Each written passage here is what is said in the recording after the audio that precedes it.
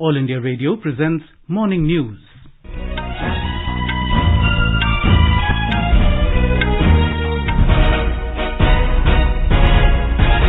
Good morning, I'm Sunil Verma and with me is Subhadra Ramachandran. The headlines. Centre invites applications for citizenship from Hindus, Sikhs, Jains, Buddhists, Parsis and Christians belonging to Afghanistan, Pakistan and Bangladesh who've taken shelter in India. GST Council exempts import duty on COVID-19 related supplies, including drug used in treatment of mucormycosis till 31st of August, allows small taxpayers to file returns with reduced late fee. Centre in regular touch with national and international manufacturers to augment availability of corona vaccines in the country. Production capacity of Covaxin to be doubled by next month. India and US discuss vaccine partnership aimed at expanding access and ensuring supply. Tamil Nadu and Himachal Pradesh extend lockdown till 7th of June. Wheat procurement during current Rabi season touches an all-time high of over 4 lakh metric tons. Dominica Court stays repatriation of fugitive businessman Mehul Choksi. And Amit Panghal and Shiva Thapa storm into finals of Asian Boxing Championships in Dubai.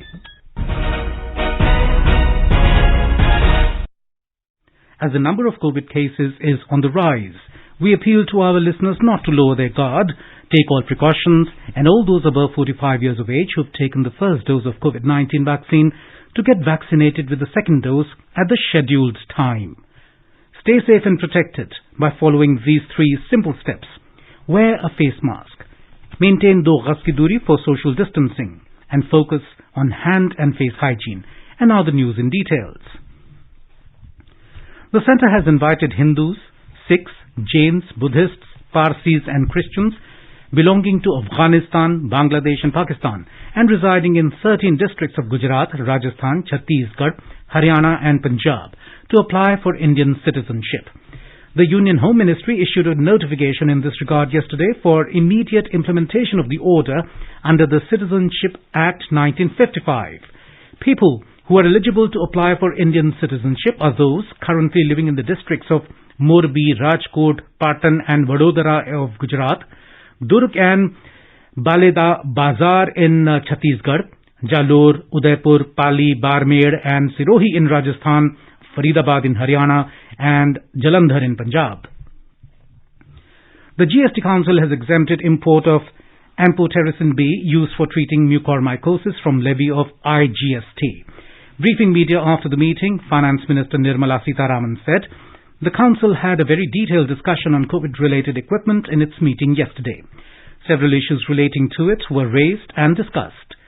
The Finance Minister said GST Council has decided to waive IGST on free COVID-19 related supplies imported from abroad.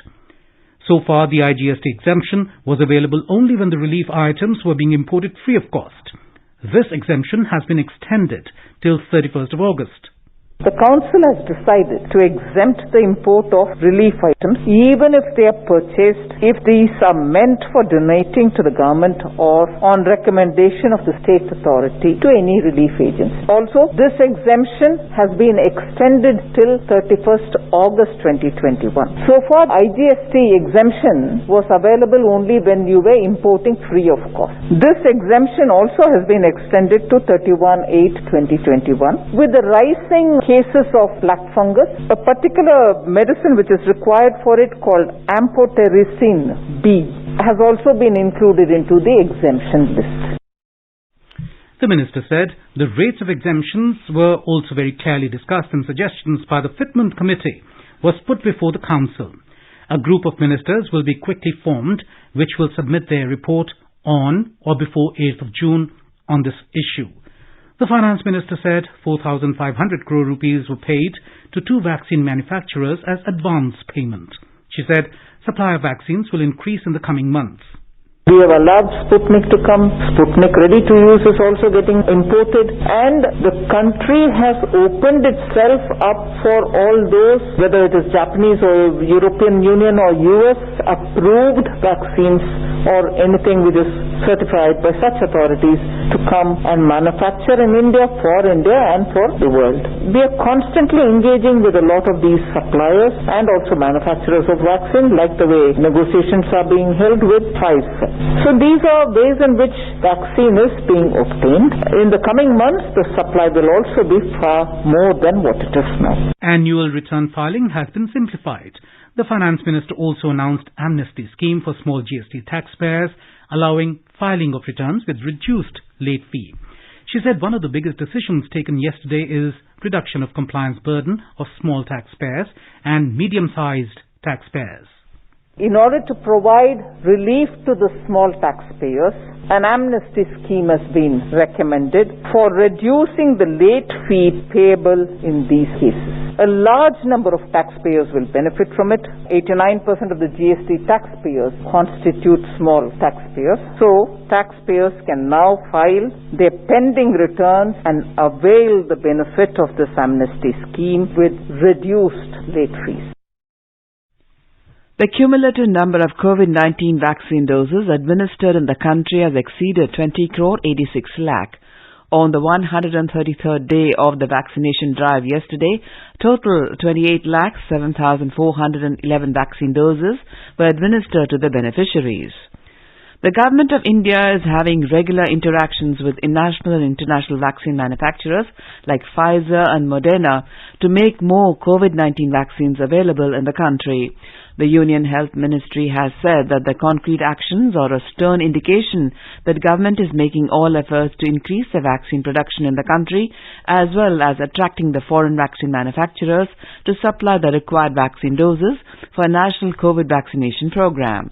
It said as of date, India is using 3 vaccines against COVID-19 in its immunization drive. It includes 2 made-in-India vaccines, Serum Institute of India's Covishield and Bharat Biotech's Covaxin, who have supplied about 7.92 crore vaccine doses in the month of May 2021. The Russian Sputnik V is the 3rd vaccine to get approval from Drug Controller General of India, DCGI, for restricted use in emergency situation and is being used in few private hospitals, which are expected to be increased over the coming days. It said despite the constraints of availability, India has fared well in covering over 20 crore people in only 130 days, which is the 3rd largest coverage in the world. The ministry further added that the manufacturing capacities have been ramped up and vaccine being a biological product takes time for harvesting and quality testing. This cannot be done overnight to ensure a safe product. Thus, increase in capacity of manufacturing too needs to be a guided process. The Union Ministry of Health has said that the current production capacity of indigenously developed COVID-19 vaccine, Covaxin, will be doubled by May and June this year. It said the production will be then increased nearly 6 to 7-fold by July and August this year. Thus, its production will be increased from 1 crore vaccine doses in April 2021 to 6 to 7 crore vaccine doses in the months of July and August. The ministry added that the production of the vaccine is expected to reach nearly 10 crore doses per month by September this year. The ministry also said that there have been some unfound media reports on unaccounted vaccine doses of Bharat Biotech, and these reports are incorrect and not supported by full information on the matter. The claims of Bharat Biotech having 6 crore doses is an error of comprehension among some quarters reporting the matter. The ministry said, so far, Bharat Biotech has applied 2 crore 76 lakh 66,860 vaccine doses to the central government. Vaccination is crucial in the fight against COVID-19. Healthcare workers, frontline workers, people aged 60 years and above, people aged 45 years and above, and people in the age group of 18 to 44 years are being vaccinated in phases.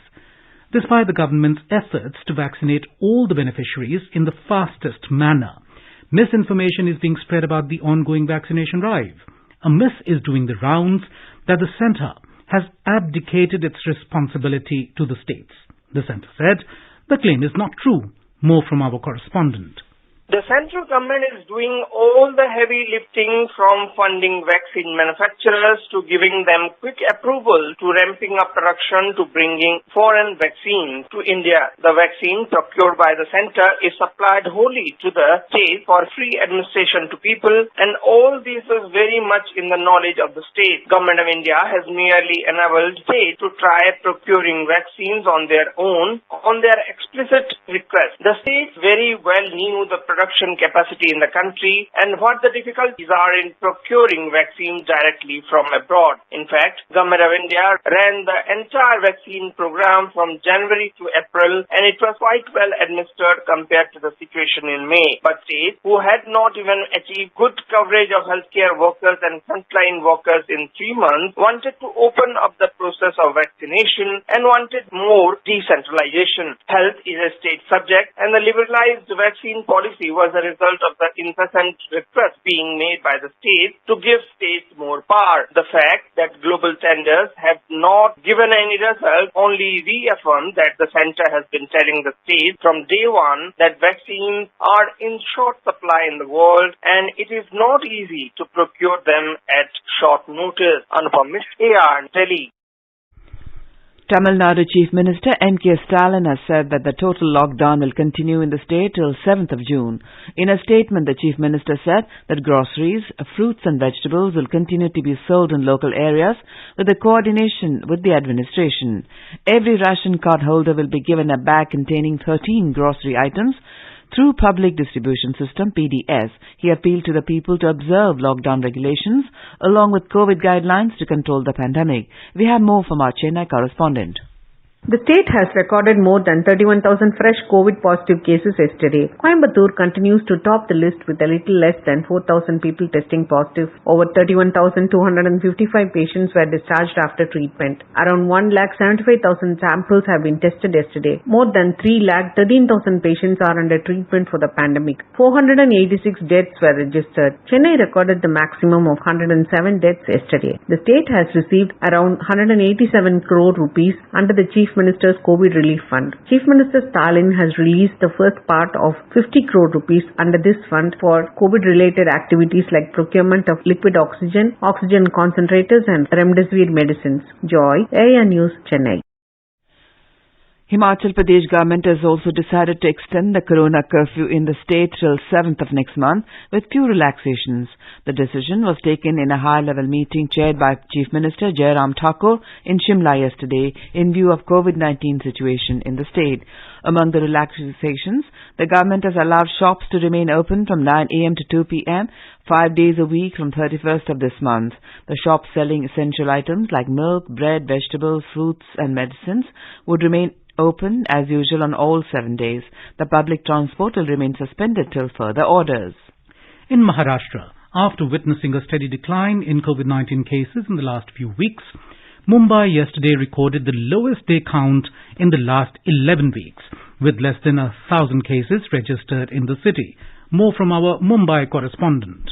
Mumbaikars can heave a sigh of relief as the city recorded the lowest day count of 929 corona cases in almost last 3 months since the outbreak of the second wave of COVID-19. The city had recorded 849 cases on 2nd of March. On 1st of April, Mumbai recorded 8,646 cases, while the all-time high was recorded at 11,163 cases on 4th of April. Witnessing the steady decline in this week, Chief Minister Uddhav Thackeray said, with the reduced case count, the city has reached the numbers recorded in September last year. The number of patients in Mumbai, which had dropped to 334 in the first corona wave by the end of January, rose sharply again in the second corona wave after mid-February. Devapuri Bhattacharjee, AIR News, Mumbai.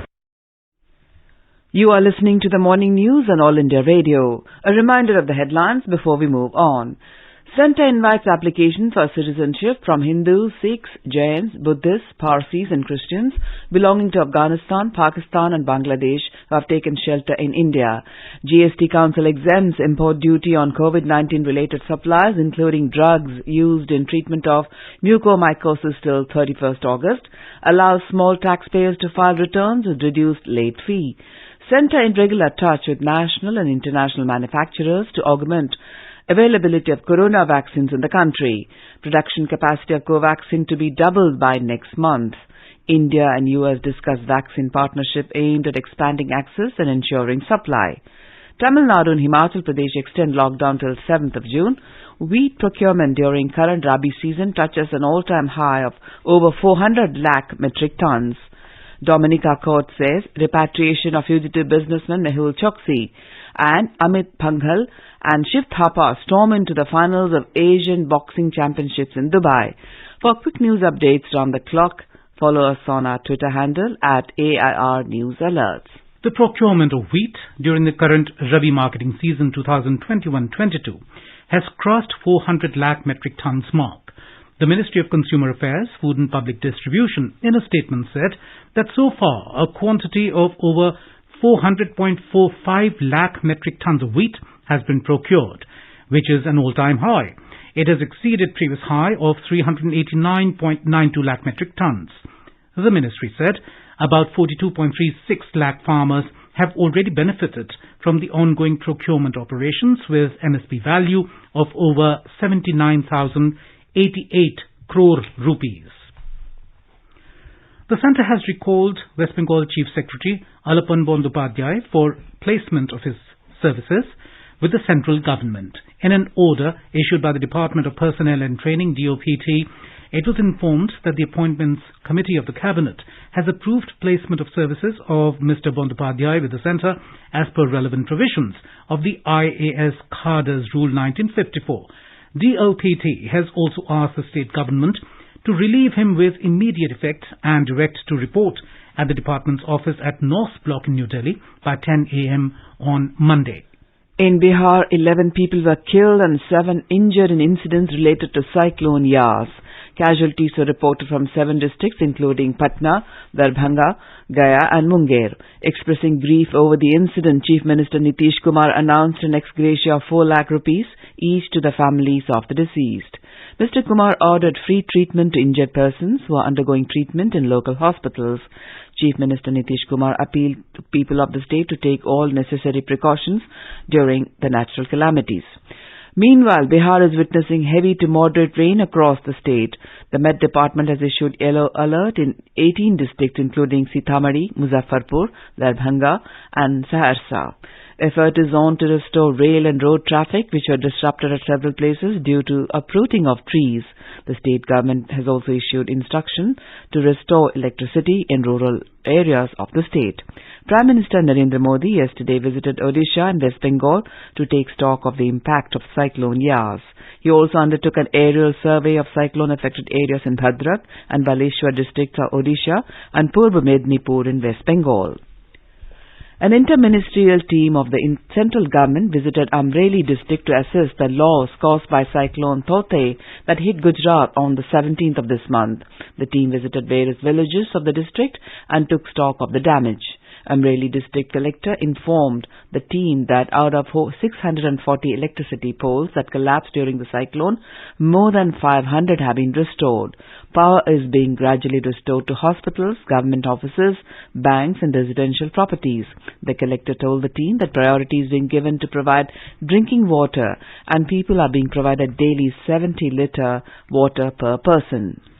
Uttar Pradesh government has ordered an inquiry into the Aligarh Hooch tragedy, which claimed 18 lives during the past 2 days. The police have arrested 4 persons, including a seller and a key accused so far. The government has also suspended the Aligarh district excise officer, 2 excise inspectors and 2 others in connection with the case. More from our Lucknow correspondent.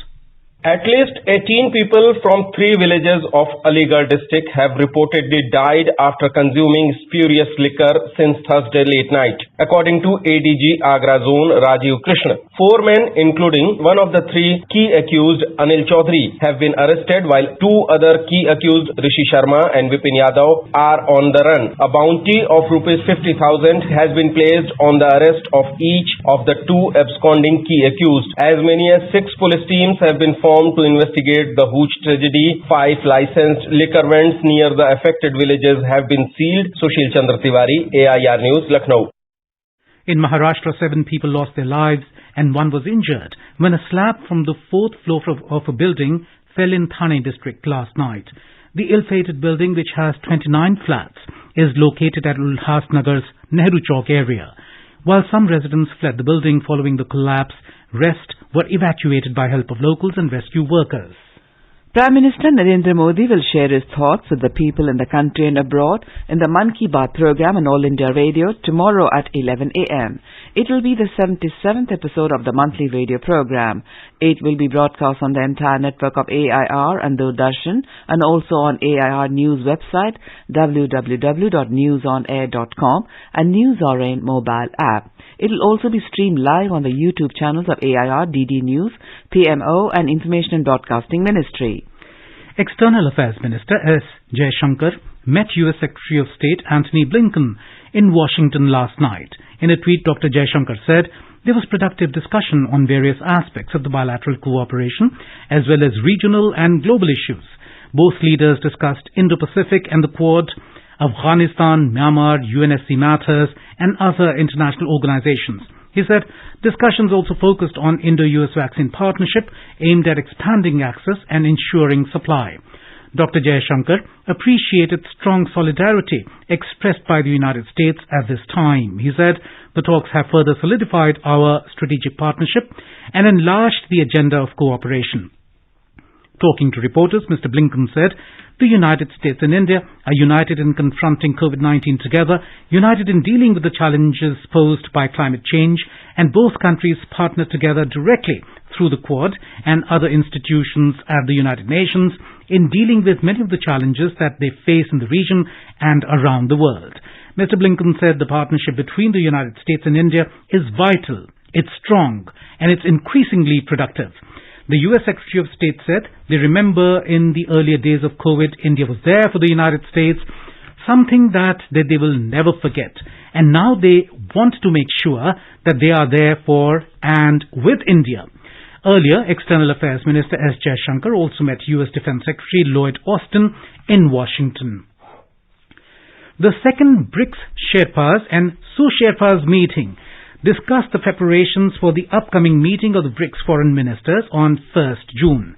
During the meeting, convened under India's chairship from 25th to 28th of this month, BRICS partners negotiated key deliverables for India's BRICS 2021 chairship, including outcome documents for the foreign ministers' meeting.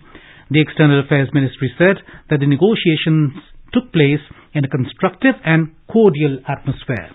India has expressed strong opposition to the unwarranted references made with respect to the Union Territory of Jammu and Kashmir by the President of the United Nations General Assembly, Volkan Bozkir, during his recent visit to Pakistan. In response to media queries on the remarks, MEA spokesperson Arindam Bakshi said Volkan Bozkir's remarks that Pakistan is duty-bound to raise this issue in the UN more strongly are unacceptable. He said there is no basis for comparison to other global situations. Mr. Bakshi said when an incumbent president of the UN General Assembly makes misleading and prejudiced remarks, he does great disservice to the office he occupies. A court in Dominica has restrained authorities in removing fugitive businessman Mehul Choksi from the Caribbean island country till further orders. The order came on a habeas corpus plea filed by the lawyers of Choksi, who was detained in Dominica for illegal entry. The fugitive businessman has been residing in Antigua and Barbuda since January 4, 2018. Mehul Choksi, along with his nephew Nirav Modi, are wanted in India in connection with 13,500 crore rupee Punjab National Bank fraud case. The court extended the injunction of removing Choksi from Dominica till the next hearing of his application on 2nd June. During the 1971 war with Pakistan, several villages were liberated in Ladakh region as well. Among these, few villages are in Leh district. Along with the Golden Jubilee celebrations of AIR Leh services, these villages also mark Golden Jubilee of their liberation. Here is a report. The Battle of Turtuk was military engagement between India and Pakistan. Strategically located, Turtuk lies in the vicinity of the line of control. AIR Leh News spoke to Mr. Gobali, who was a young boy at the time of liberation, who lives in the last village, Thang, a familiar name in Turtuk. Gobali recollects his vivid memories of his association with All India Radio of his early days in India. सन 1971 के जंग का फौरन बाद हर गांव के लोग बिछड़े हुए थे। उस वक्त हर घर में एक रेडियो होता था और लोग एक दूसरे जो हिंदी समझ में नहीं आते थे, वो लोग जो हिंदी समझ में आने वालों के पास रेडियो लेके जाते थे कि आज का न्यूज में क्या है, जो बिछड़े हुए लोगों के बारे में तारीखी हिस्ट्रियां होते हैं, तो इसलिए लोग बहुत रेडियो सुनते थे। Even today, AIR is an effective medium of communication to this part of the country. With Ramesh Chandra, this is Phunsuk Wangbo reporting from Leh, Ladakh. Defending champion Amit Panghal and Shiv Thapa have reached the finals of Asian Boxing Championship in Dubai with resounding victories in the last 4 stages. Panghal defeated familiar foe Sakan Bibosinov of Kazakhstan 5-0 in 54 kg category yesterday.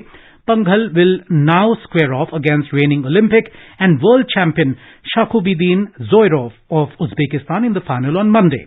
On the other hand, Thapa, the first Indian boxer in the tournament history to secure 5 medals, dominated top-seeded defending champion Bakhudar Usmonov of Tajikistan in 64 kg category to make it into the finals. However, national champion Virender Singh settled for the bronze medal in the 60 kg category.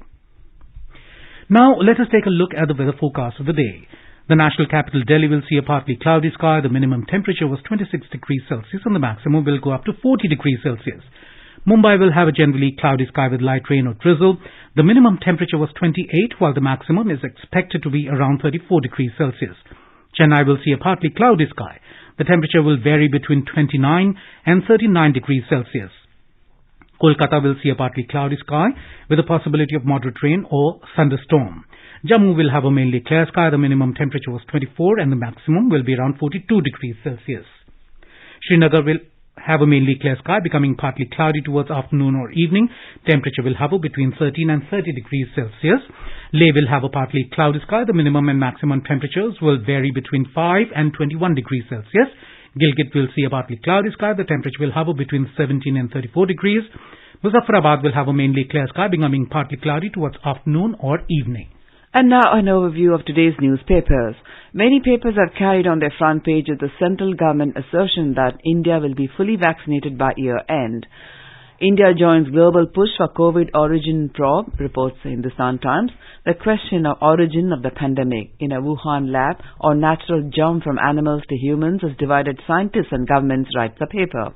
Identify COVID orphans, provide relief SCs to states is the Tribune headline. Delhi to start unlock from Monday, says CM Kejriwal, reports the Asian Age. Most states OK class 12 board exams after shots, writes the Pioneer. The Supreme Court has said that the board exam decision may come by June 1, reports the Hindu. 7 social media giants comply with new IT rules, Twitter dithers, headlines the Tribune. Indian Express quotes UN IT Minister as saying government not in favor of breaking WhatsApp's encryption, users have full right to it. And finally, calling it a baby boom, the Asian Age reports that 125 tiger cubs have been found in Madhya Pradesh reserve forests. And now, before we end the bulletin, the headlines once again. Centre invites applications for citizenship from Hindus, Sikhs, Jains, Buddhists, Parsis and Christians belonging to Afghanistan, Pakistan and Bangladesh who've taken shelter in India. GST Council exempts import duty on COVID-19 related supplies, including drug used in treatment of mucormycosis till 31st of August. Allows small taxpayers to file returns with reduced late fee. Centre in regular touch with national and international manufacturers to augment availability of corona vaccines in the country. Production capacity of Covaxin to be doubled by next month. India and the US discuss vaccine partnership aimed at expanding access and ensuring supply. Tamil Nadu and Himachal Pradesh extend lockdown till 7th of June. Wheat procurement during current Rabi season touches an all-time high of over 400 lakh metric tons. Dominica court stays repatriation of fugitive businessman Mehul Choksi. And Amit Panghal and Shiv Thapa storm into finals of Asian Boxing Championships in Dubai. And with that, we end the morning news. Have a nice day.